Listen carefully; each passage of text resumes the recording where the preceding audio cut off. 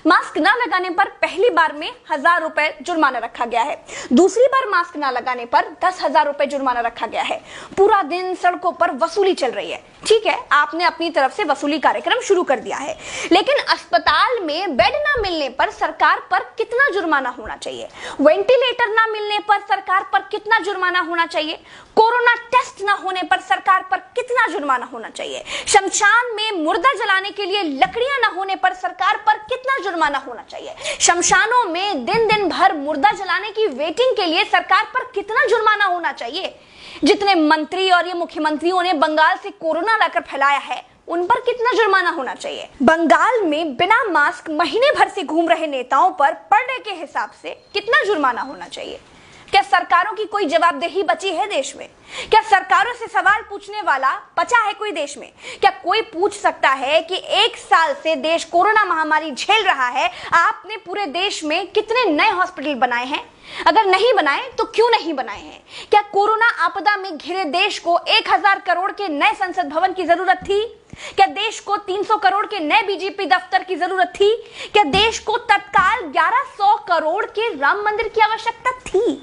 मंदिर के लिए चंदा मांगा जा सकता है तो हॉस्पिटल बनाने के लिए भी सरकार चंदा मांग सकती थी, लेकिन अस्पताल बनाने की नियत नहीं थी। मूर्ति बनाने की नियत थी तो बना दी। सरकारों ने अस्पताल नहीं बनवाए। क्या इस देश की पब्लिक सरकारों पर कोई जुर्माना लगाएगी? क्या कोरोना आपदा में देश को कुंभ सजाने की आवश्यकता थी? क्या देश को कोरोना महामारी के बीच बंगाल चुनाव में रैलियों की आवश्यकता थी? नहीं थी। देश को अस्पतालों की, डॉक्टरों की, कोरोना की दवाइयों की जरूरत थी। कुछ दवाइयां बनाई भी तो वाहवाही के चक्कर में विदेश भेज दी। आधे अधूरे टीकाकरण में देश अभी अटका हुआ है। और ये कैसा टीका बनाया है जिसे लगाने के बाद भी कोरोना हुआ जा रहा है? क्या कोई सवाल पूछेगा? चीन ने कोरोना को फैलाया और पूरी तरह से कंट्रोल कर लिया। अपनी जीडीपी में रिकॉर्ड बढ़ोतरी कर ली। चीन से सब कुछ तो ले ही लिया है, सीख भी ले लो। देश में सब आत्ममुग्धता के शिकार हैं। सबको अपनी अपनी तारीफ चाहिए। कुछ ने तारीफ के लिए तो फौज पाल रखी है, और जिनका मन फौज से भी नहीं भरता है, उन्होंने तारीफ के लिए सूचना और जनसंपर्क विभाग बना दिए हैं। गाते रहिएगा ना, जनता का बैंड तो ऑटोमेटिक बज ही रहा है।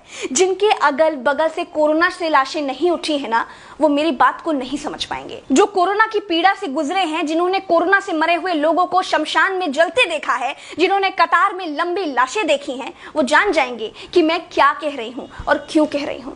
चलते हैं। राम राम, जय हिंद, दुआ सलाम।